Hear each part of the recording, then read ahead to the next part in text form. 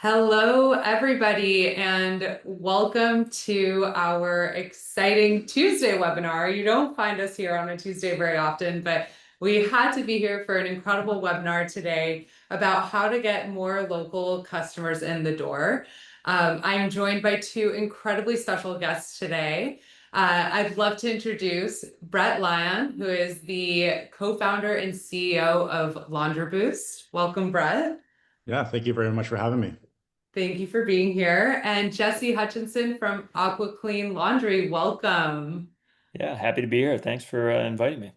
We are so thrilled to have you both because both of you combined are a powerhouse and a wealth of information between how to utilize Google Ads and social media. And we'll talk all about these things throughout the course of the next hour in order to drive more business through the door. We have firsthand experience on the ground with Jesse. We have the strategic experience here with Brett. And I'm Sivan. I am here from Sense, Director of Product Operations. And if you have any questions, please feel free to drop them in the chat or in the Q&A, and we will get to them as soon as we can. I don't know, for those of you who tuned in, we had a webinar 2 weeks ago. The chat ended up kind of defining what we talked about. So can't promise the same thing here because we have so much incredible content. But I do want to encourage you to ask questions along the way. So before we get started, I do also want to mention, we'll talk about this a little bit more at the end, but we did just announce that Laundry Boost is Sense's premier marketing partner. We have an official partnership now live with Laundry Boost and Sense. So if you're interested in what you learn about and understanding how you can utilize this for your business going forward, we'll tell you all about that at the end. So diving right in, I would love to hear a little bit more from each of you about your journey into the industry. Jesse, can we start with you? Yeah, absolutely. So traditionally not in the industry for too long. I actually have a background in the home improvement industry with one of the big box retailers, but always wanted to kind of venture off into the entrepreneurial space and be my own boss. And the laundry industry is really what interested me. And in 2022, started that journey to acquire my laundromat, and then in 2023 was actually able to do that, or excuse me, 24. So, uh, purchased my laundromat in November of last year, and then went through a retool process and bringing the laundromat up to the 21st century standard, essentially. So all new machines, going through some renovations, partnered with Sense actually for our POS and Laundry Works as our kiosk and tendering on our machines. And then also partnered with Brett and the Laundry Boost team to get our name out there and really drive customer acquisition and increasing the boots on the ground, so to speak. So have been live with our new machines and new platforms for about 5 months now, and really seeing Oh, some great impact there. amazing. I'm so happy to hear that. And it sounds like such an incredible way to just hit the ground running in this industry. So kudos to you and the entrepreneurial journey that you're on. I'm so excited to be a part of it. Thanks. And speaking of entrepreneurs, Brett, tell us a little bit about your journey into the industry. Yeah, sure thing. So about 10 years ago, I actually initially got into marketing. And then 5 years shortly after that, I landed my first ever laundry client out in Phoenix, Arizona. That was kind of more or less like my aha moment when I realized that, this was an industry that was slowly starting to turn into tech. But a lot of owners at that time still hadn't applied it to their business. So things like new POS systems, websites, and then obviously marketing. So, like I said, kind of the lights went on a little bit for me there, where I realized there was a tremendous opportunity to help more laundromats. Google Ads was obviously a big player in that, some social media, and then website design at the time. So from that point, managed to grow a decent business in the laundry space. About a few years after that, I met Dave Menz, who's a business partner of mine with Laundry Boost, and he kind of opened the doors to obviously his whole network, and then we started to help more and more laundromats as the days went on, and then we decided to form Laundry Boost, and now here we are today, about 3 years into Laundry Boost with over 200 plus laundromat owner clients, working with over 400 active laundromats across the world. Actually, we have some in Australia, the UK, mostly primarily in the US. Focusing on like those main services, right? Self-service, wash and fold, pickup, delivery, and commercial. Each of them have like their own type of customer base that needs to be targeted differently. And those are kind of the formulas and strategies that we really focus on, making sure that our owners can be successful with whatever they're looking to do. Absolutely. And we're going to dive into a few of those different types of clientele today. We talked about it before. We could spend hours talking about pickup and delivery. So I just want to be clear, like this is talking about local traffic. Today, we're going to focus a little bit more on like wash and fold and self-service, just so that for everybody here who's tuning in. But let's dive in. You know, one of the things, Brett, that you had talked about was about Google Ads. You had mentioned that very early on about one of the focus areas. Could you tell us a little bit about Google Ads and the role that they have in helping attract local clientele? Yep, absolutely. So Google Ads is definitely the number one paid platform when it comes to local business for laundromats. The reason being is because oftentimes people are searching for a laundromat within their area or a laundry service like wash and fold, right? And they're going to Google to find businesses, mostly within like a 5 mile radius, something that's in a drivable distance away from them. At the end of the day, they need to a business needs to come up that has good reviews, quality photos, and oftentimes it's the ones that are at the very top of the page that are going to be selected. So just because maybe you feel like you have the best business in town, doesn't mean that's always represented correctly online, right? So with Google Ads, it actually allows you to go right to the top by paying Google for those top keywords. So the reason why it's so powerful compared to like social media for location-based services is because there's things like your Google Business Profile, which obviously is just like a digital representation of your business. And once people come across that, they can get a firm understanding of who you are. They can click on the directions tab and they can be on their way. Things like social media for location-based services. Right now, we're chasing customers. We're trying to create awareness and we're trying to make them aware of your services, but we don't really know for sure if they're actually a laundromat or looking for a laundromat service in that moment. Where Google, those people are searching for laundromat near me or wash and fold laundry right then and there. So we know that those are a high value customer or high value opportunity for that business. And even if you're not working with Google Ads directly, one of the things that Brett mentioned was the Google My Business profile. Please take 5 minutes if you haven't already done so. One of the most important takeaways that you can have from today's call is just setting up your Google My Business profile, making sure that it's verified, adding all of the relevant details, hours, phone number, address, etc., your website, and making sure that that is verified. Like take the time to do so. It is so critical for Google, and we'll dive into how that can really be the starting point across the board. Jesse, could you tell me a little bit about your Google Ads like set up with, yes, you're using Laundry Boost to help drive marketing services. Tell me a little bit about your Google Ads situation. Yeah, so as you mentioned, we are using Laundry Boost to really manage that for us. But Sam is the main point of contact that I have with Laundry Boost, and he's been fantastic. Really white glove service is what I would call it. And he was able to help walk me through setting up my Google Business profile. Making sure that I was verified to your point that the correct address was out there so that people could actually go and find us. So one thing that I recognized early on is I'm not a marketing expert. I know that it is very important because I need to get my name out there. I need to get my business out there. Otherwise, people aren't going to know that I exist unless they drive by me. And in the 21st century, most people aren't really going to drive randomly down a street. They want to be able to search you online, find directions, and plug it in their GPS, right?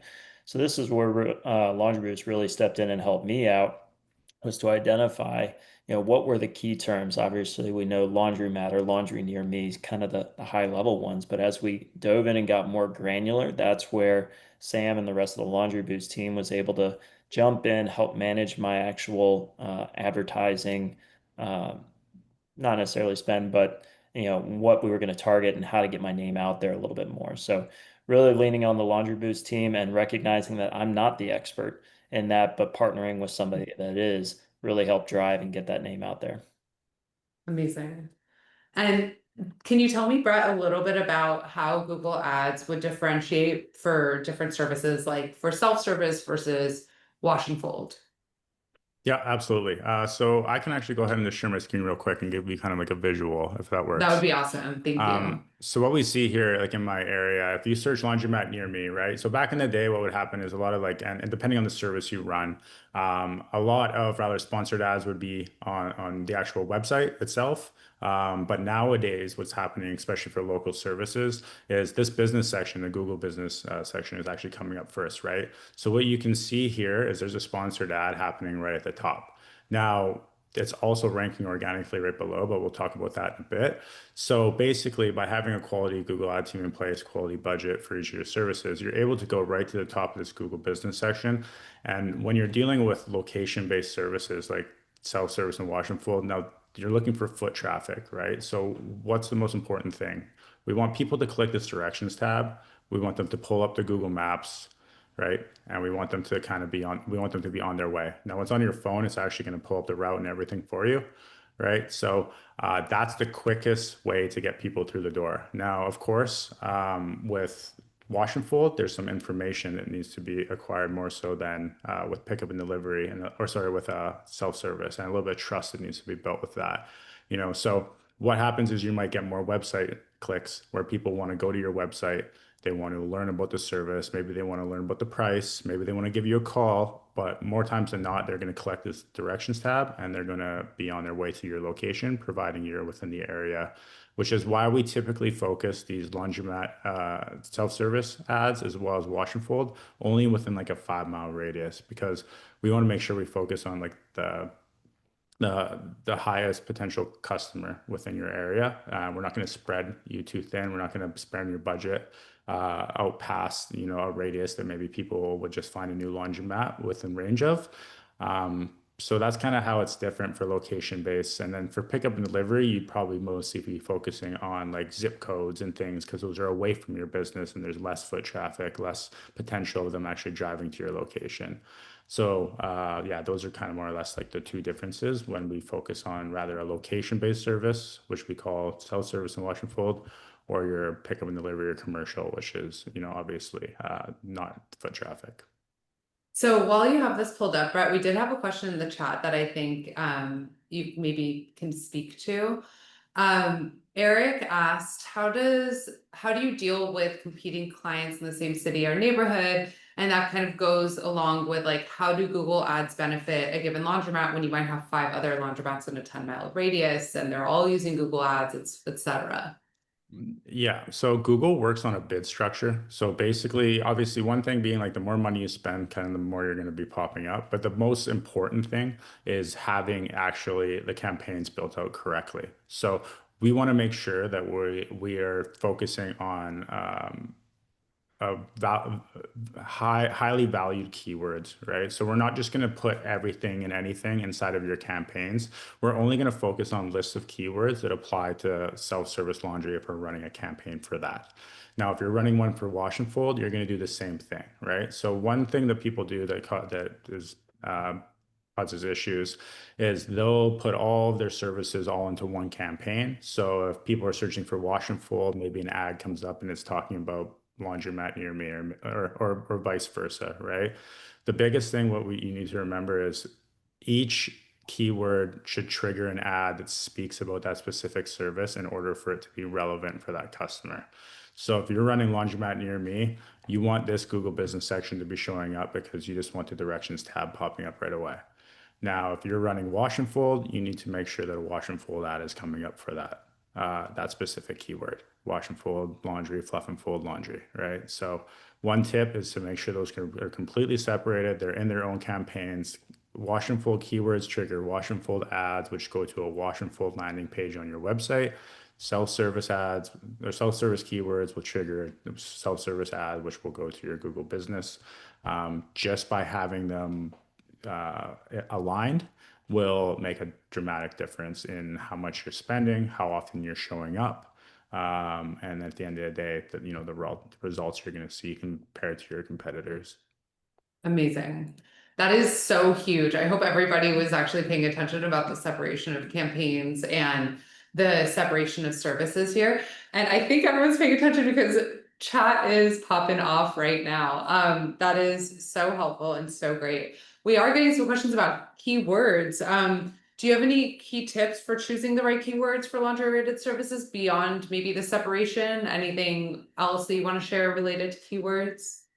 Yeah, so like we have a number of keywords that we've already hand selected for a lot of our clients when they sign up with us, mostly because we've worked with over to like 400 laundromats, active laundromats at this time. We know which keywords work for each service. But just to give you guys a tip, like a little freebie, like if you're planning on doing this by yourself, like you can always go to ChatGPT and just ask and look up high quality keywords. You know, it's going to give you a list of things to go off of for a specific keyword, for a specific laundry service, right? And maybe that's a great starting point for yourself. But obviously, like when working with us, like we kind of know exactly what's going to work for each service.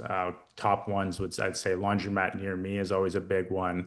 Wash and fold laundry, fluff and fold laundry, pick up and delivery laundry. You know, those are kind of like your obviously your big higher ticket keywords. One little tip too is laundry service is a keyword that we use quite often, and it works very well, but that's a little more broad and a little more generic. You can almost use that to trigger a pickup and delivery ad or a wash and fold ad or a commercial ad. Sometimes even like a laundromat just near me ad. So that would I'd say would be the one that you shouldn't shy away from because it works very well, but it is very broad and generic, and you can kind of use it for any service almost. Amazing. It's highly searched. Yeah. Everything else we put into their categories for the exact service. That's probably the most generic one that we carefully place based off of what we're looking to acquire for the customer.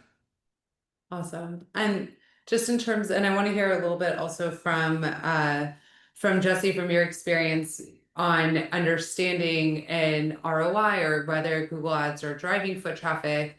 I know that you're working with an account manager at Laundry Boost. And if you did mention in the chat that you're having issues hearing back from as a prospective interest in Laundry Boost, like we'll reach out, just send us your email. We'll make sure that that wasn't lost in translation. But Jesse, I would love to know from you how you understand the return or if it's driving foot traffic, anything coming from Google Ads. Yeah, absolutely. So I'm big into the numbers, right? I love analyzing things to see what the return on your investment or ROI might be on whatever it is that you're looking at in your business. And marketing and sending your ads out there is no different to me. So when I first started partnering with Laundry Boost, I worked with Sam, my account manager, to say, hey, how do I know this is working? Yes or no? And he set me up with a reporting dashboard that really takes a look at a couple of different key metrics. You know, how many times is my website being visited? How many times is an ad being clicked on? You know, Brett kind of just showed us the button on a sponsored ad of the website and the directions. They can measure how often people are searching and then clicking on those buttons so that we're actually getting traffic on the digital website. And then taking it a step further, right? It's one thing for somebody to say, okay, what are the directions? How am I going to get to that laundromat? We can actually track, hey, they initiated the route in Google Maps or Apple Maps. And then we can actually see, did they complete that route? Did they actually get to the laundromat, which is fantastic. Unfortunately, that's about the end of the road for metrics, and we can't really see, hey, did they actually go inside? But it's a fair assumption to say they actually took the effort to complete that route. They probably went in to take a look, if not to actually use the services. So really taking a look at that, and I can see month over month, week over week, how have we been trending? Right. So we can see the and how many clicks there have been versus what's the cost per click, right? So if it costs me $1.03, for example, for each click that's coming through, and then I can track that through to how many people actually visited the store, I can see that the return on the investment is well worth it. Or maybe it's, the cost has gone up from the last month, and then we need to think, okay, do we need to adjust our ad campaign, yes or no, or do we just need to ride the storm until next month and pick it up back then. But I love seeing the numbers. I love seeing how we're trending up and down, and Sam has really brought that to light and given me that visibility that I need. Amazing. We love a visual. So I love that you're able to see that firsthand. That's really, really cool. And I really appreciate you sharing that experience. Brett, we're getting a lot of questions about budgeting. And so I'd love to know two parts to this question. Number one, how should an owner operator approach setting a budget for Google Ads? And then number two, is it possible to rank at the top without Google Ads? Yeah, so just to answer your first question, we've been able to like put a dollar amount on each individual service and what we feel makes sense for the businesses, our laundromats, and kind of we have like our minimums when it comes to that. So basically, when running Google Ads, you know, especially nowadays, like it can be expensive, like any advertising online. The idea is because it works, right? But with Google, you know, you have to pay to play. You have to pay for those placements. So what we found for self-service and wash and fold, the best thing to do, or kind of like our lowest tier is what we say, is you want to have at least a $500 budget per campaign. You know, like every area is different. You're in a very rural area, you might be able to go a little bit lower than that, especially if nobody else is running ads, right? But even at that point, if it's super rural, maybe just try rank organically and beat out your competition that way if there's only a couple of laundromats around you. Now, if you're in more of a city and other people are spending money and running ads, you're going to want at least a $500 budget per campaign. And the reason being is because that breaks it down to like $16 a day. Right now, to what Jesse mentioned, let's just say you're running self-service ads, right? And a click is a dollar, which is kind of what we're shooting for. Oftentimes we can get it a little bit lower than that, but that's like roughly what you're going to be spending for a high quality keyword in a busier area. You're only going to be able to pay for 16 clicks a day, right? At a $500 budget. Now that's enough to change your business and generate revenue and have new customers, new card signups, etc. So we're comfortable with that $500 budget for the self-service. Now, if you're wanting to do wash and fold, that's more of a premium service. Oftentimes, other competitors are willing to pay a little bit more for that as well, right? The search volume may not be as high as laundromats or laundromat near me or self-service laundry, so like there's less business to fight over, right? And Google obviously takes this all into consideration and knows it's more of a premium service. It's reoccurring. It's going to cost the laundromat is going to be able to charge more for it. So those are closer to like 5, 4, maybe sometimes 3, like at absolute best. You don't see it that often of a cost per click. So if you're only running $500 a month in that one, now you're roughly around 3 clicks a day, right? So and not every one of these clicks is going to convert. Not every single one of these people are going to show up at your business, right? So you need to be spending at least that to get enough attention and enough interest towards your business monthly to make it make sense for you in the near short term, like midterm, right? Also, well, obviously when dealing with marketing companies and things, there's a fee associated with that too, right? So we don't want you guys to just be paying us and the lead time between you guys being successful is too long. We need to make sure that you have money on the playing field so that you can get results quick enough to see that it's working for your business and stay with us. So anything self-service and wash and fold, those are 2 separate campaigns. $500 minimum budgets is what we recommend.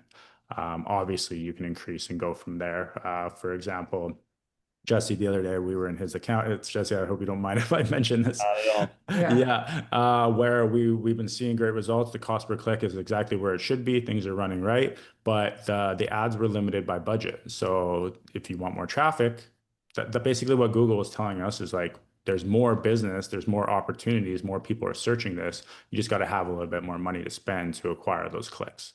So we're able to erase his budget just based off of that information, knowing that, you know, we got the cost per click down, everything's where it needs to be, but by adding a little more fuel to the fire, we're just going to get more clicks and more people through the door. Amazing. I know that we could spend so much time talking about Google Ads and we almost spent half the webinar doing so. So I want to talk a little bit about the Google Maps and Google profile. We did get a comment from somebody who says like, my Google profile is verifiable and I'm still not appearing there.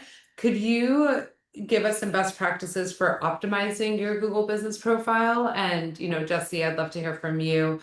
After you opened, after this retool, kind of like what efforts you put into doing so as well. So maybe Brett, start us off with suggestions, and Jesse, you could tell us your personal experience after. Sure. Sure. Yeah. So one of the main things is getting quality reviews. So that's something that will help you jump up quite quickly. And also with that, like Google takes into consideration reviews from the last 30 days more so than anything else, right? So if you've had your business has been sitting for a while, you say, "Oh, I have a 4.5 review," like what's the problem? It may be because you're not getting active reviews, right? Like you're not getting reviews within that last 30 days enough to really trigger Google's algorithm to start recommending you.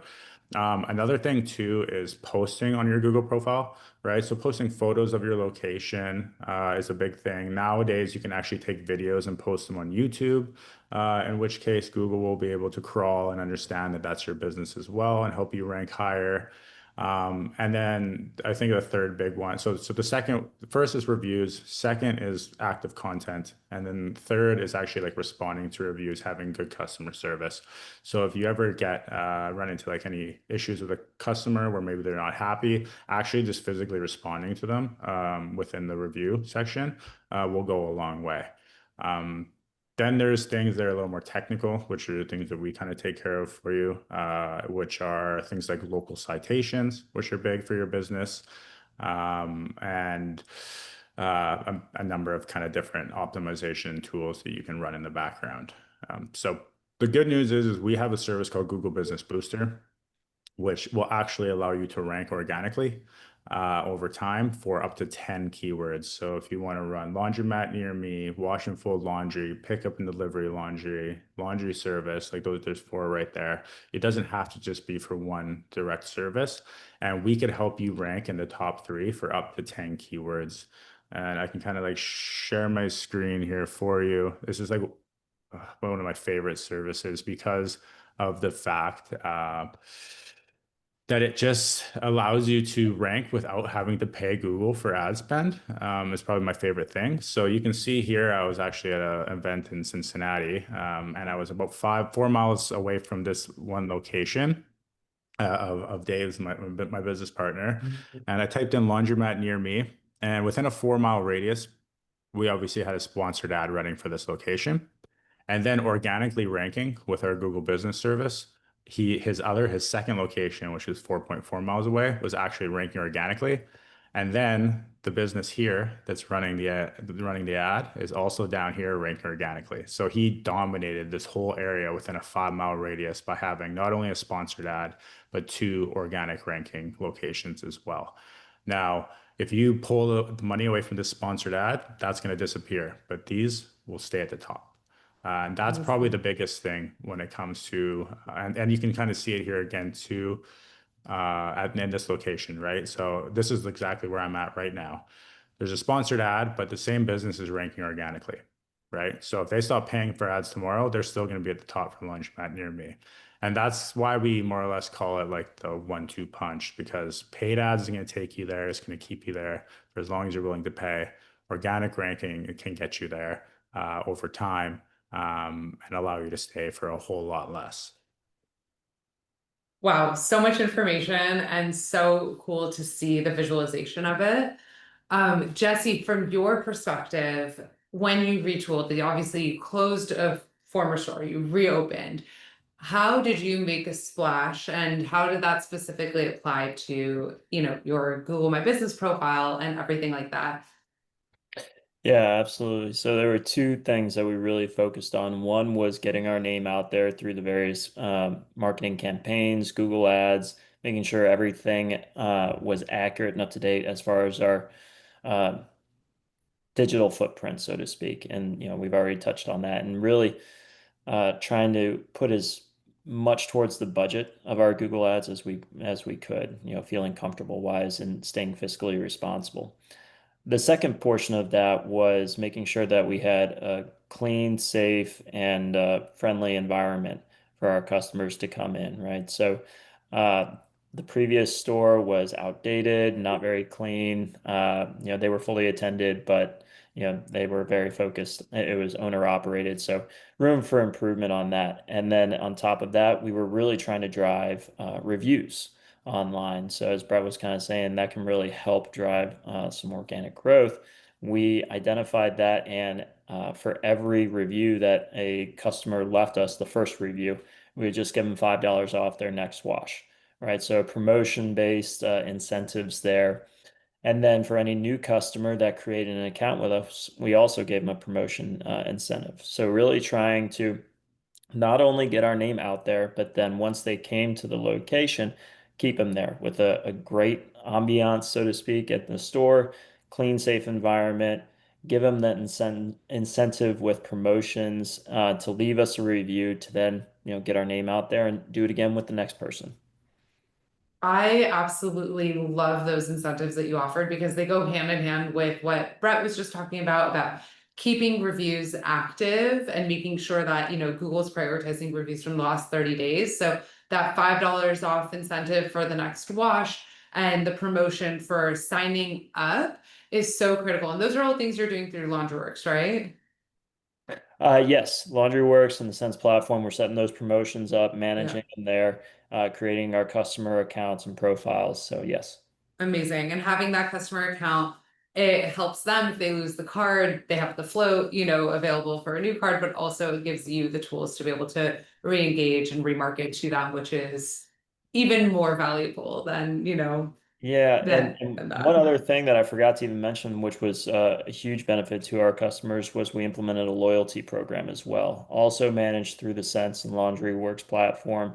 If they spend $5, they got, or $1, they got 5 points with us, and once they got up to 100 points, they could redeem that for dollars off their wash and fold or their self-serve, right? So just another incentive there. But that platform through the Sense and LaundryWorks tool automated all that for us. So as soon as the customer was able to create that profile, load money on their card, they just started racking up the points. And that's not a first time use, that's just ongoing. That just helps keep wanting them to come back. And a follow-up question for you, Jesse, from Jenny. For the $5 per review, did it matter what type of review? Were you asking for Google, Facebook, Yelp? We did not limit it to any specific platform. I think the only ones we've really gotten are directly from Google. And the reason I say that is Brett and team actually sent us a nice, I'm not even sure what it's called, but it's a card where you can tap your phone up to it and it automatically brings up your profile where they can leave a review right there. So Brett, I don't know if you know exactly what it's called. You might be able to help me Yeah. out. Yeah, so there are RFID cards, and I was actually gonna have one on my desk for this RFID. call. Yeah, and I didn't. So anyway, it's basically, it looks just like a credit card, and we send them out to all of our active clients. And what we'll do is we'll pre-scan a review link onto that card. And so basically, anytime all you got to do is just, or anytime someone says something nice about your laundromat or your staff or whatever it may be, you just ask them for a quick review, give that card a tap on their phone, it'll pull up the review link immediately, like right in front of the staff member, and then they can leave a review about their experience right then and there. And we've seen clients of ours pick up like 30, 40 reviews in less than their first month when using these cards. And these are people who haven't collected reviews over the last like years, just because of how simple and easy it is. And that's part of like our Laundry Boost package. Like when you work with us, you get like a brand new Yeti cup and you get the review cards, as well as like a review stand for your location. So those are big. We actually hand them out at all of our events. We hand them out at Clean Show as well. We get tons of emails of people like asking for more. But That's awesome. typically, if you don't see us at an event to get them, really the only way of getting them is being a client. We try to make it special. I do love the Yeti Cup shout out. Yeah, well, you guys will all get one if you haven't already got one. So yeah. We did discuss a swap of swag. So yes, Yeah. absolutely.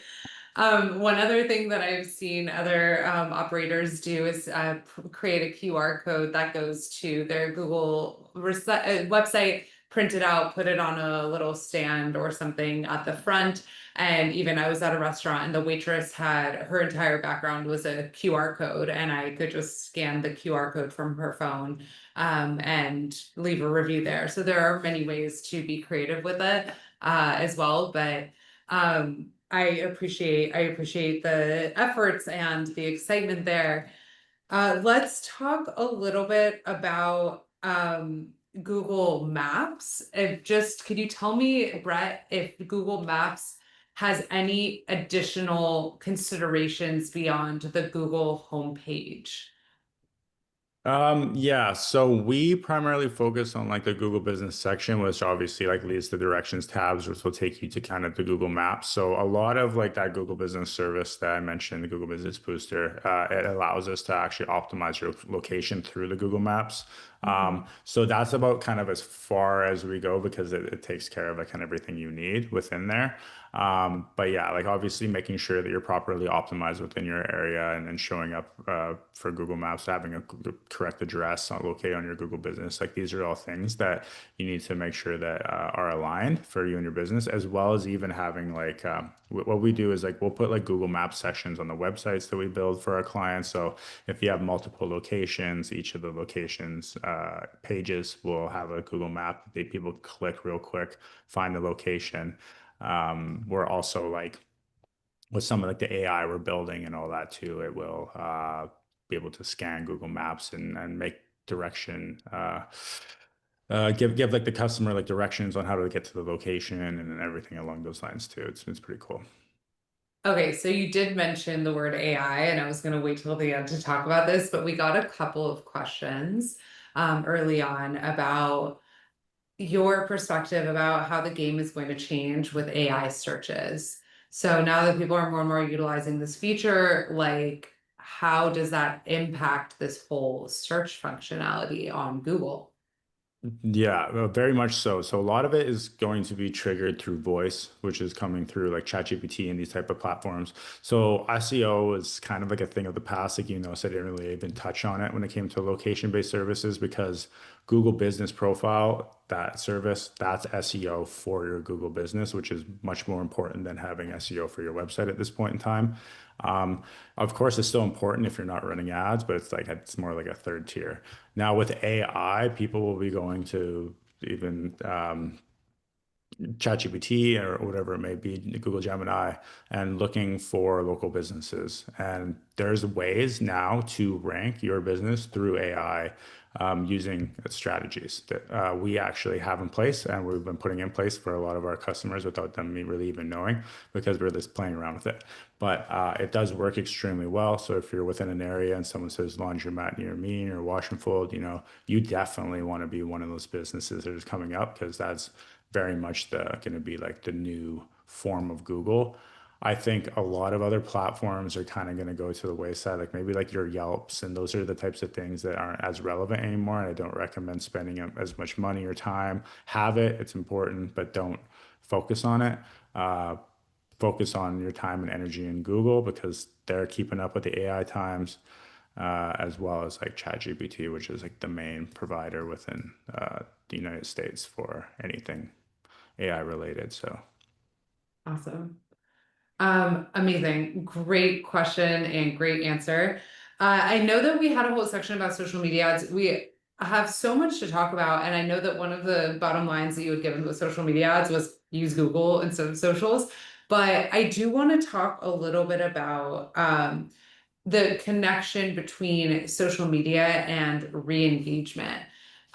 So Brett, what I'd love to know from you is some ways that you might think about retargeting or re-engaging with people who engage with social media. And Jesse, what I'd love to know from you is, have you spent any time on social media presence for AquaClean? And if so, how's that going? yeah, and actually, to me and Jesse just talked about this the other day. So because we're starting some retargeting ads for his wash and fold because he's been with us long enough now where we actually have data. So that's the good news. So, but just to your question, so social media is great for creating awareness and doing retargeting. So like I said, like we're not going to be able to find those people looking for the laundromat as easy as they would for on Google where they're actually physically searching. That's kind of why Google's number one. But then once we get their attention, let's just say they do search through Google, they look up laundromat near me or wash and fold laundry, they visit your website. We can then start tracking them through like a Facebook pixel. Once we can track them, we can send them ads more or less for the rest of their life with anything you want. So that's kind of when we start taking advantage of promotions. So let's just say someone searches wash and fold on Google. They click on your website, they visit your website. Now we know they're interested. We can start sending them like display ads or videos about your wash and fold service, just any time of the day, and kind of whenever they open their phone, just reminding them that they were interested at some point. And then that's also a great time to say like, first order 10% off or whatever it may be to kind of push those people across the line. Once they start becoming a customer of yours too, at that point, we can start to target them differently because we can exclude them from the list of the people who aren't active customers that are being targeted and are active customers. And then you can start to target those people, reminding them of your service to come back and use you or whatever it may be. But you're going to use like different messaging than if it was like someone who's never used you before, right? So, and we're working with Sense and to obviously be able to have like this real-time data so that if someone does become a customer, we can retarget them on social media differently if they've been there, if they haven't been done your use your wash and fold service in the last 30 days than if they were there the day before, right? If someone hasn't been there in 30 days, you want to send them a message like, hey, your laundry's piling up. We miss you. Here's 10% off. If they were just there the day before, they don't need that message, So we need to be able to segment each individual customer based off of where they are in the journey. And retargeting allows us to do all of that. So a prerequisite for retargeting, of course, would be having a social media presence or some sort of pages. So Jesse, can you tell me a little bit about the efforts that you put in upon launching earlier this year?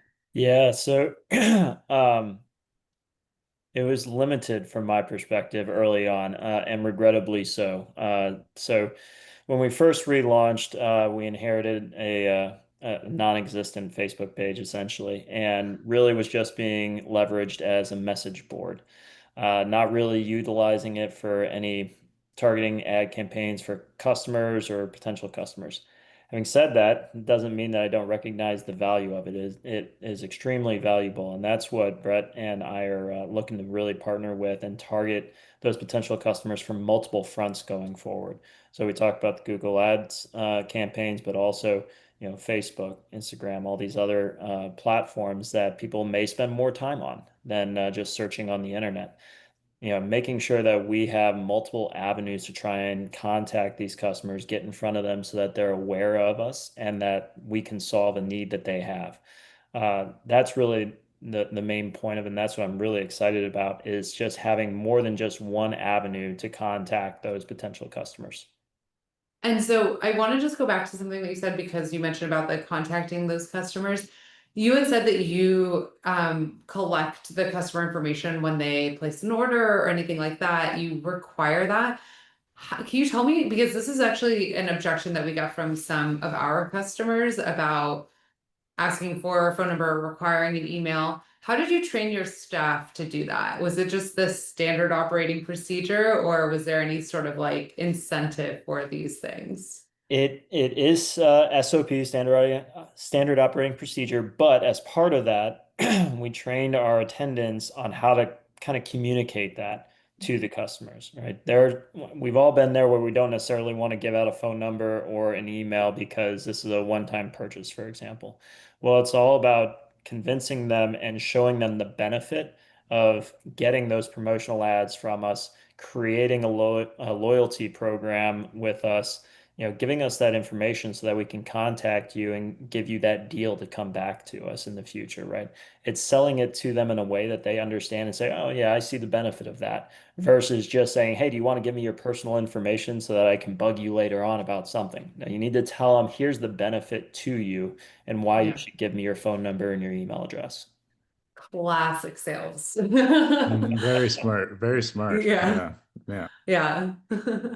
That's awesome. Okay, perfect. So we are going to move on a little bit into, it's funny because we have actually already talked about some of these things about re-engagement. But can you tell me a little bit, Brett, about the cadence of follow-up messages? How much is too much? When does it become clingy? Yeah. So if it's like an active order, obviously, like even within Sensor, you want to make sure that you're following up that customer, rather making sure that the pickup's on time or whatever it may be when it comes to pickup and delivery. When you're dealing with like self-service and wash and fold, right? Like Jesse said, like you're acquiring their information, mostly trying to focus it on like the, as if there's like value to them, right? So you want to make sure when you're reaching out to them, you're reaching out to them with something that kind of benefits that customer to make sure that it doesn't seem spammy and it doesn't seem like you're in their face for no reason throughout their day. So that they're not removing you or removing themselves from like your email list or their phone number. So things like holiday promotions, those are good times to send something out. Most businesses do that. When you're looking at more of like a generic kind of just offer or outreach, you mostly want to do it maybe on like a monthly basis, right? Anything too much more than that, maybe bi-weekly, depending on if you have a good enough offer or something that you feel like your people are really interested in and need to know. Then you can kind of drop down to like a bi-weekly, but mostly just once a month, quick text, quick email about what's happening or any offers that are on the table are pretty much where you want to sit. Now, if you can actually, if you have systems in place to automate this whole process, you can then start triggering a little more customized outreach to these customers. So we actually have like AI that's built that can essentially reach out to customers who haven't been around for a while, or maybe they're people who gave you their information on a lead form and you want to follow up with them. That messaging using AI can be crafted directly to that specific customer. And that's when you can almost get away with sending things more often because it's more personal and it doesn't feel as much like spam as well. So I guess my answer would be depending on how you're doing it, but no more than a couple times a month. I will say there's a very sweet shop who tells me the weather because I get every single time there's a change of weather, I got a text of like, let us do this for you. It's raining, or like, enjoy the sunshine. It's beautiful out. And I was like, okay, this is, this is too much. I'll take one weather related campaign, please. Thank you very much. Mhm. Um, regarding additional types of outreach and promotions, I would love to also talk a little bit about tools or templates that make it easy for operators to stay in touch with their customers. Obviously, other than Sense, somebody asked, Miguel asked if Sense allows you to bulk message. Yes, absolutely. We have an incredible marketing automation tool, etc. But any additional things that people should be taking into account? Yeah, and this is probably like the biggest and obviously hot topic right now, obviously, is AI. And AI is going to be incorporated in like everything we do, including with definitely marketing. So one thing that I would be taking advantage of and thinking of if you don't already have it, uh, first of all, making sure that you're getting phone numbers and emails anytime you can so you can get in contact with your customers without having to use paid ads, without having to pay for organic search, right? But the next thing being is having some sort of like AI automations built into your follow-ups so that when that customer responds or when that customer is looking for something based off of what you reached out for, it can have like an auto response going out to them to make it seem like they're in the middle of a conversation more so than just a dead end text or an email. By doing that, they almost feel like they're in a conversation with the owner who's on the other side of the phone, but really it's just AI that's been trained on the laundromat.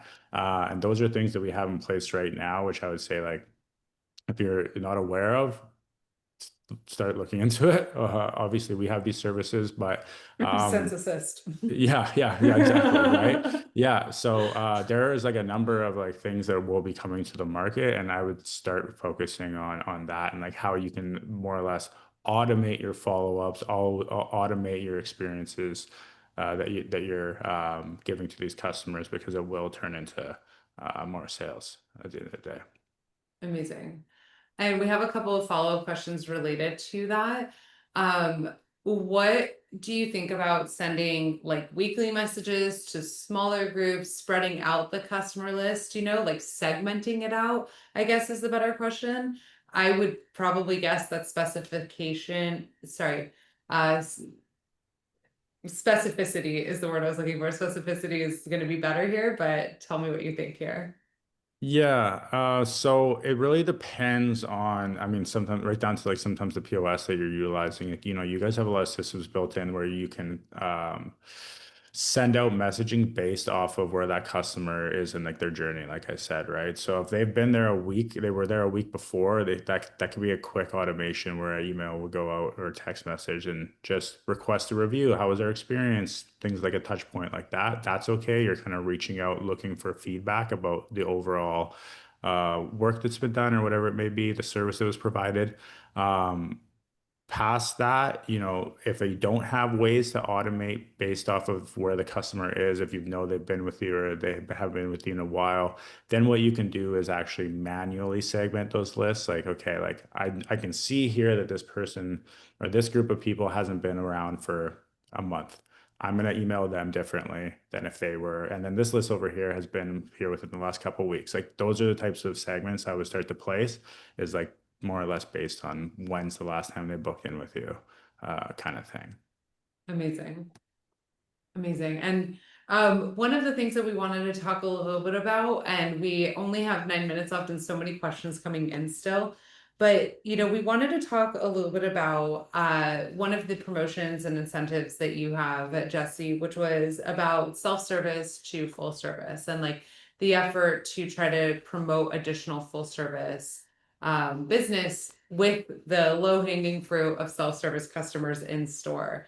Can you tell me a little bit about the efforts that you've put into place there and in terms of converting self-service to full service and how that's gone for you?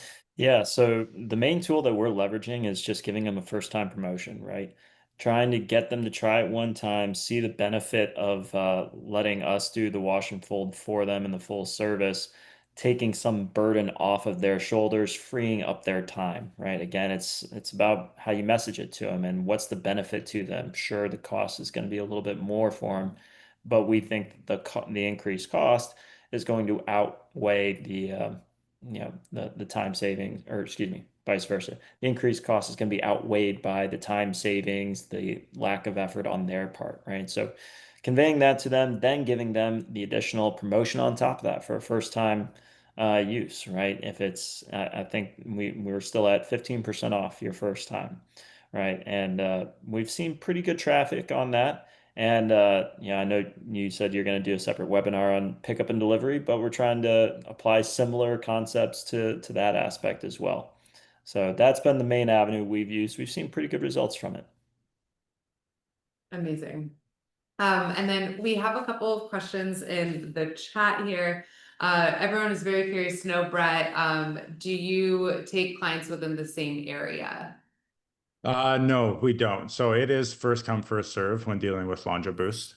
So typically what we'll do is like if you're running a service within whatever radius we want to focus on, right? If it's self-service or wash and fold, we're going to focus on like that 5 mile radius around your location. We won't take anyone, let's just say within like a 5 to 10 even within that area, right?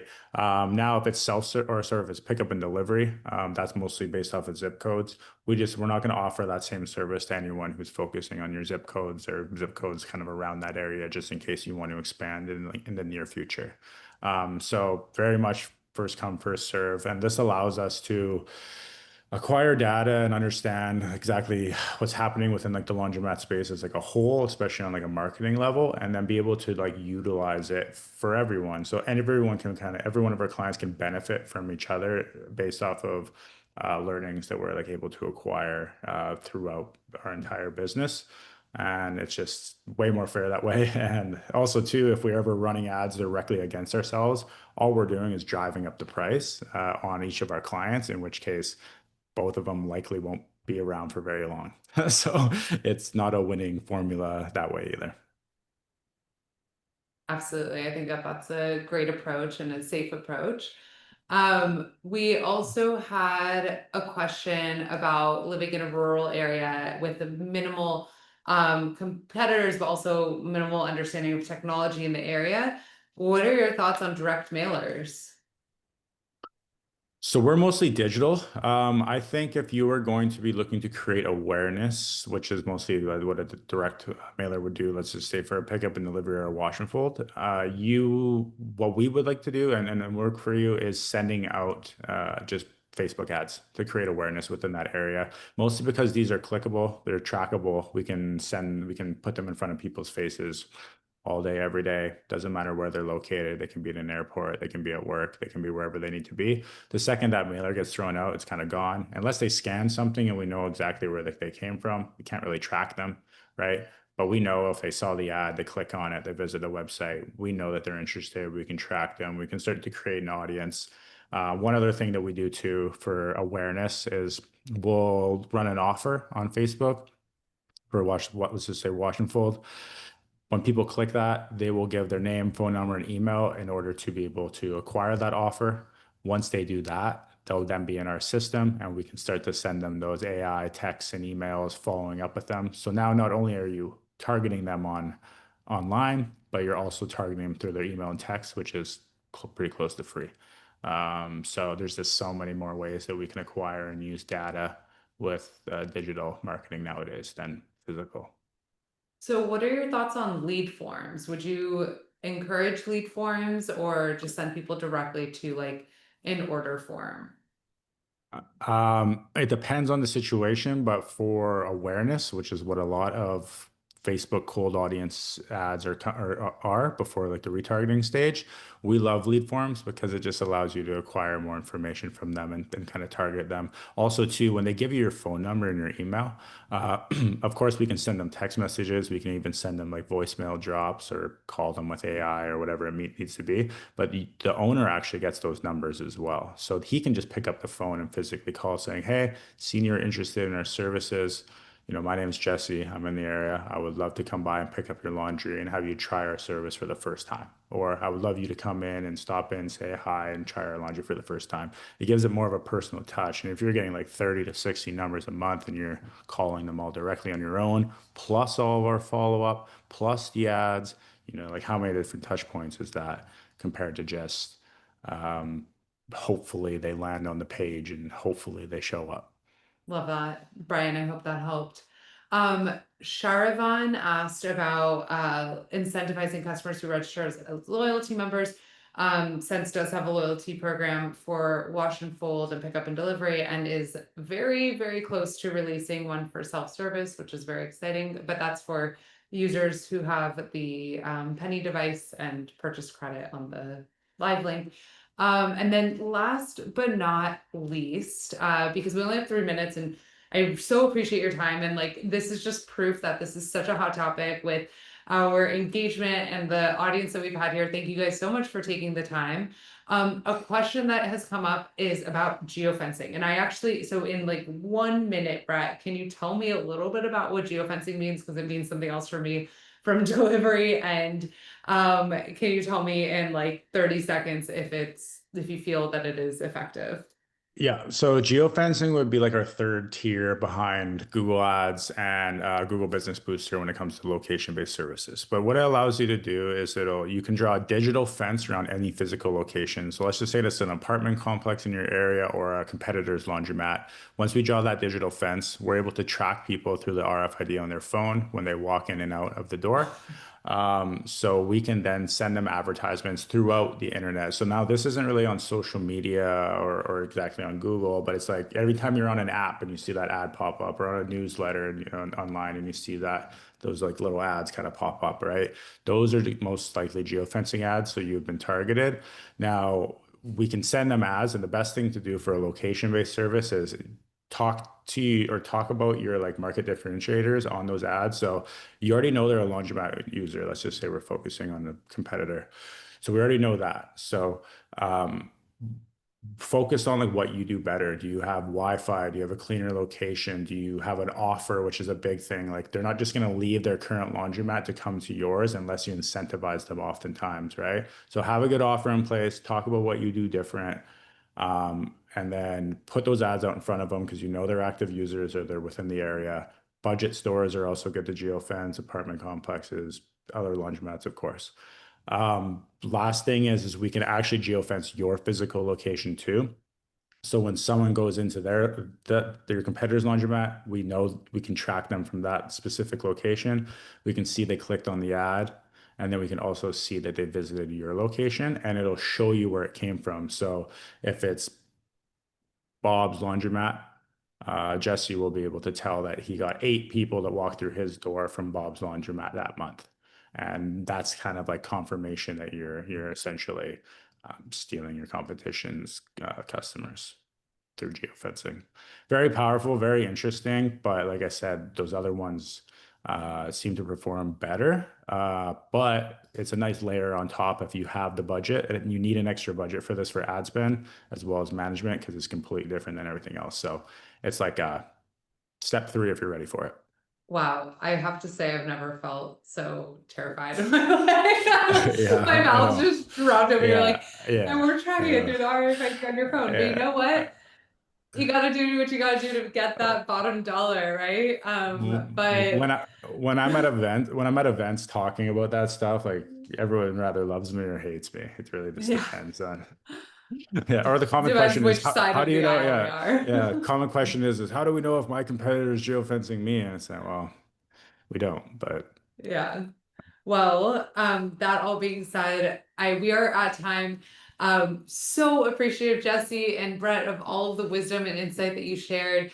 Jesse dropped it in the chat, our Jesse from Sense, the link for the if you're interested in learning more about Laundry Boost. And obviously if you're interested in learning more about Sense, we're here to support you. And thank you both so much. There was so much information here that I hope somebody took something away and is able to implement it to help drive their business forward. So hope to see you both again for a follow-up that we must do at some point, and really appreciate it. Thank you. Thanks. yeah, thank you. I just, if I have a moment, I just want to thank obviously yourself and Jesse very much for putting this together and everything that you guys do. And then Jesse as well. Like, you've been such an amazing client. We love having you, and we'll do everything we can to make you successful along the way. If you want to work with Laundry Boost, we have so many inquiries, but please book in. That's the best way to get a hold of us. Get on the calendar, book in. We can create a custom quote for you, as well as a custom marketing plan, whether you work with us or not. You'll walk away of that first call with having a full understanding of what you should do moving forward. So, And be the first in your market, yeah, be the first to. Thank Thank you. you both so much. Really appreciate it. We'll see you soon, and see you at the Clean Show. Bye. Yeah, see you. Thank you. Thanks, everyone. Bye.